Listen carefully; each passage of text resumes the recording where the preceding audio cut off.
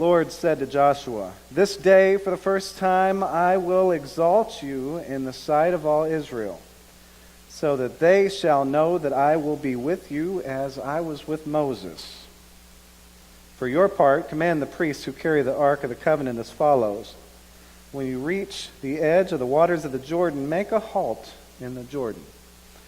And Joshua said to the Israelites, "Come closer and listen to the words of the Lord your God. By this," Joshua continued, "you shall know that a living God is among you, that he will dispossess for you the Canaanites, the Hittites, the Hivites, the Perizzites, the Girgashites, the Amorites, the Jebusites. The ark of the covenant and the sovereign of all the earth is advancing before you into the Jordan.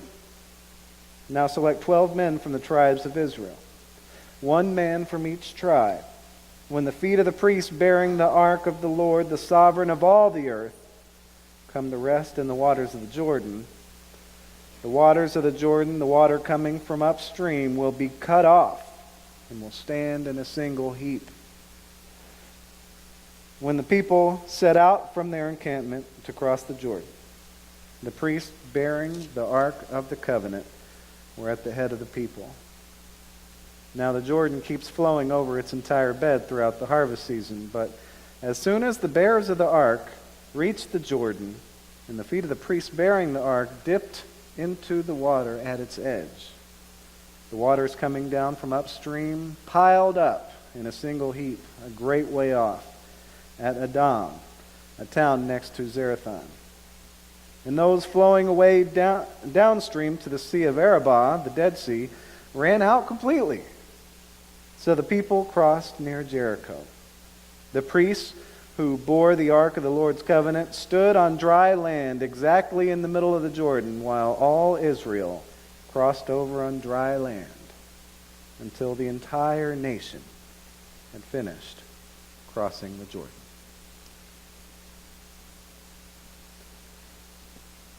Grass withers and the flower fades, but the word of the Lord lives forever. And this is the word of the Lord. Thanks be to God. We've been blessed richly, more than words can describe, but we do our best to put it into words anyway. The saints. Of course, that word saint commonly refers to the famous venerated saints, those who've been given the high official status: St. Peter, St. Paul, St. Matthew, St. John, St. Francis, lesser-known saints like St. Bridget of Sweden, or modern saints like St. Teresa of Calcutta.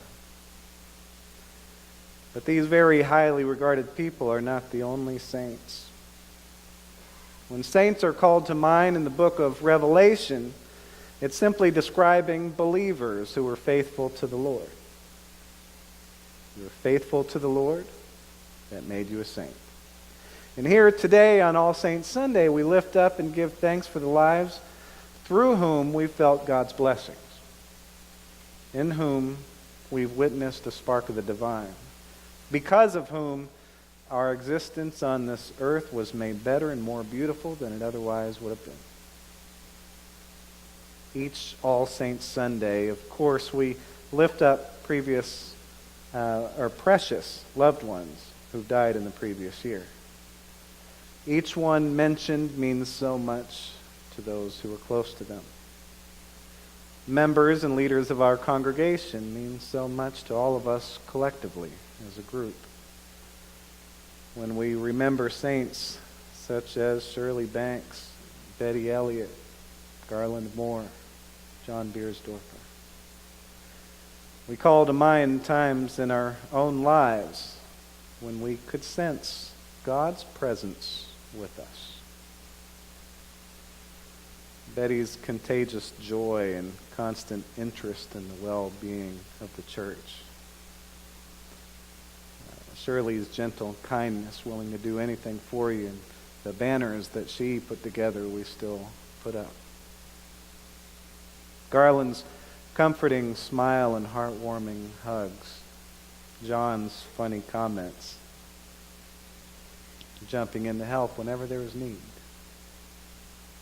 It's amazing the little things we take for granted that somehow cue us into greater realities among us that we can't see so well all the time. How I learned so much from this person. How I felt so loved and accepted by that person. How that person showed what it looks like to be a truly faithful believer. And therefore, I know that God was with me at that time. I know that God blessed me through them. The power of those moments we remember make it all that much harder to move forward without them. No longer experiencing these moments with these particular people. Perhaps losing that sense of awareness of God's presence in our lives. Feeling so alone, as Megan was talking about during the children's moment. Just a few minutes ago, we dove into the next phase of the Israelites' journey. They've made it to the promised land. A sigh of relief after the long way they've come. Yet they can't even exhale all the way before looking forward to the long way they have left to go. Not the same kind of journey, though. Not the journey to get somewhere. It's the journey of moving into somewhere. Becoming settled and established in their new homeland. All well and good. Generations have passed while these people have been on the move. They can handle challenge. They can handle adversity. All this time they've been surviving off manna and quail and water. They haven't exactly been living in the lap of luxury. They've grown to become quite a large group with a considerable army organized into 12 tribes. They've suffered a serious loss. They no longer have Moses. Keep in mind where that old story of the golden calf does come in. Last time Moses wasn't with them, or at least they thought he wasn't with them anymore. Moses was up on the mountain talking to God for those 40 days, and they thought he was never coming back down. The whole reason they came up with that calf was because they thought that if Moses was gone, God was gone too. Moses was the one who connected them to God. Other than whatever was passed down to them from ancestors in Egypt, the way they came to know God was solely through Moses. Moses was called by God and spoke with God regularly. Moses was sent to them. Moses delivered the signs. Moses delivered them out of Pharaoh's hands. Moses led them through the desert to water, to food, to the mountain where the covenant between them and God was established. Beyond all that, and then the golden calf thing, of course, Moses reformed them to be more faithful. Moses organized them. Moses led them all the way throughout generations to where God promised they would end up. But now, Moses was gone. It wouldn't surprise me at all if their first thought was, well, Moses is gone. Where's God? There's nothing in there that says they actually asked that question. They weren't complaining. They weren't bickering with each other about it. They weren't coming after anyone.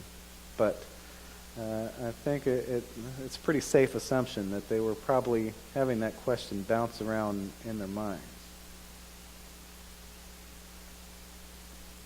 Joshua didn't even ask the question, but God provides the answer more than once. In the first couple chapters, God is explaining over and over again that God is going to provide for Joshua. He's going to be able to have the strength and the courage, the endurance. He's going to have what he needs to lead the people.